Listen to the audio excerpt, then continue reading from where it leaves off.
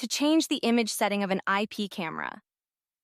With our recorder turned on, we go to the bottom left and then Setup.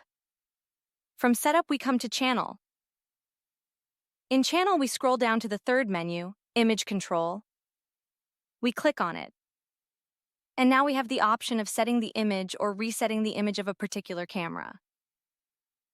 Let's say, for example, we select the camera on Channel 1. We'll click on the gear icon under Setup. Now we have different setting options with which to manipulate our image.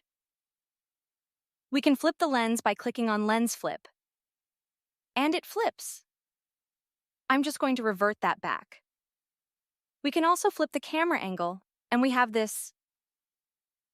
I'm just going to flip that back. You can also change different things depending on what you want.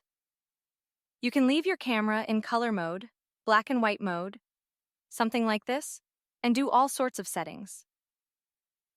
This is how we change the image setting on an IPC.